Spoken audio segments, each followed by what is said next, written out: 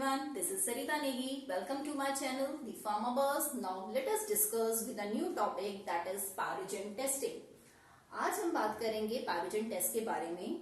Mainly जो हमारे parental preparations होती हैं उनकी जो आइडल प्रॉपर्टीज ये होनी चाहिए कि वो स्टेराइल होना चाहिए. ठीक है, स्टेराइल मीन्स वो पायरोजन, पैथोजन या फिर बैक्टीरिया से फ्री होना चाहिए. लेकिन कभी कभी ऐसा होता है कि बैक्टीरिया उसमें की ग्रोथ हो जाती है या फिर उनमें कंटामिनेशन हो जाता है. तो हमें क्या करना है, बैक्टीरिया की पायरोजेनिसिटी को चेक करना है. ठीक है, तो इसलिए पायरोजन टेस्ट परफॉर्म किया जाता है.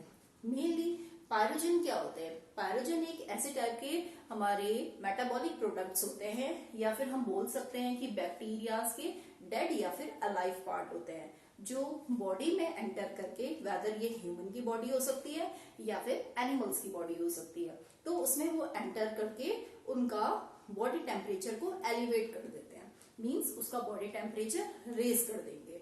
जैसे कि हमारा जो बॉडी टेम्परेचर होता है ह्यूमन का वो 37 डिग्री सेल्सियस होता है. तो जैसे ही पैरोजन बॉडी में एंटर करते हैं तो वो बॉडी टेम्परेचर बढ़ा देते हैं. मींस टेम्परेचर हमारा रेज हो गया 37 डिग्री के ऊपर. तो जिससे क्या होगा, फीवर होता है और as well as body pain हो सकती है या फिर उसे सिंपली हम टर्म में बोल सकते हैं बुखार आ जाता है.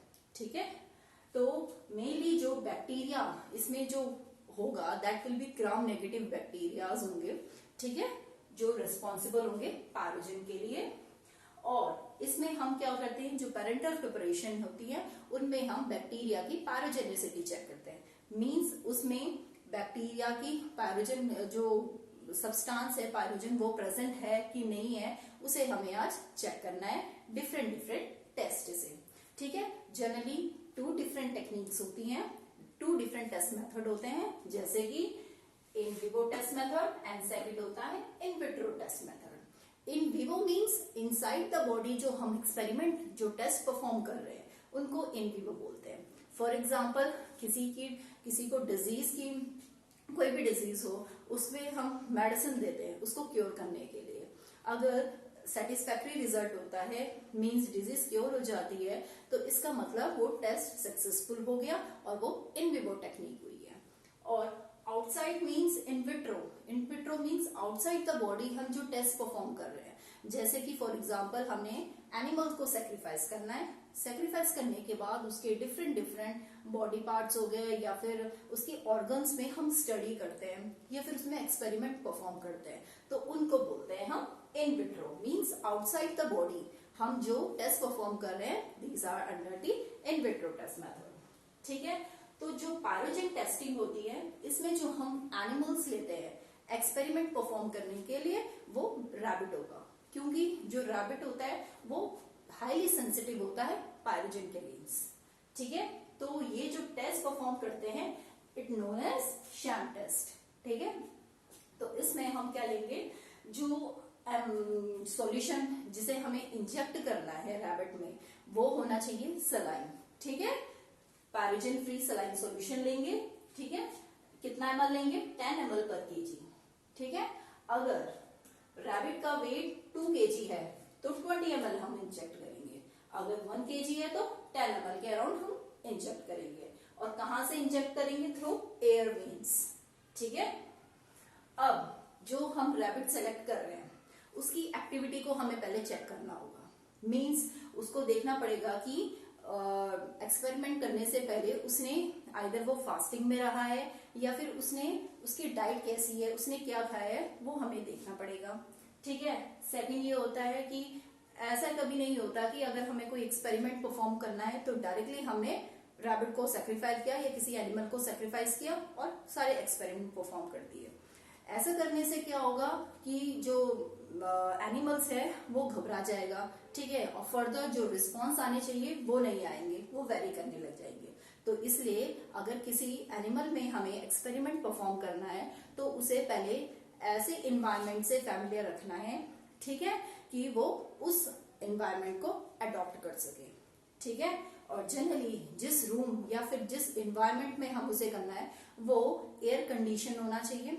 सेकंड, और ऐसा एनवायरनमेंट होना चाहिए जैसा कि एनिमल हाउस में होता है. ठीक है, अब बात करेंगे कैसे करेंगे, स्टेप वाइज देखेंगे.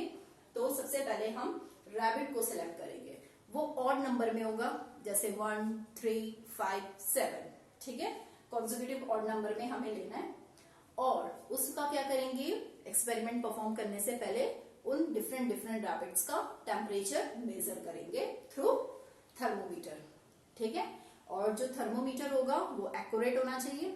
साथ में जो थर्मोमीटर की जो टिप है उसको उसको रेक्टल पार्ट जो है होता है रैबिट का, वहां पे हमें इंसर्ट करना है, ठीक है।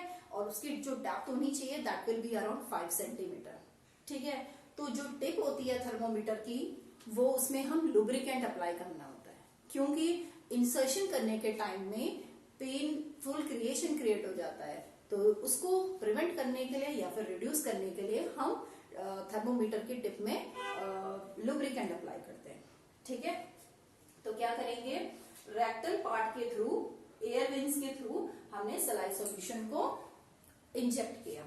इंजेक्ट करने के बाद हमने क्या कर दिया, थर्मोमीटर हमें यूज करना है, ठीक है, उसे हमने लुब्रिकेंट अप्लाई कर दिया और रेक्टल पार्ट के थ्रू उसे इंसर्ट कर दिया, ठीक है। पहले भी हमें टेम्परेचर नोट करना है, इंजेक्शन से पहले जो सलाइन सॉल्यूशन हमने डाला है एयर वेंस के थ्रू, उससे पहले भी हमने क्या करना है, रैबिट का टेम्परेचर नोट करना है। और जब हमने सलाइन सॉल्यूशन को डाला, ठीक है, उसके बाद भी हमने क्या करना है, टेम्परेचर को नोट करना है। 1 घंटे में कितने टेम्परेचर आता है, फिर अगेन 2 आवर में देखेंगे, फिर 3rd आवर में देखेंगे, कॉन्सिक्वेंटली डिफरेंट आवर तक लगे, अराउंड 3 रीडिंग्स तो लेनी है हमने, ठीक है।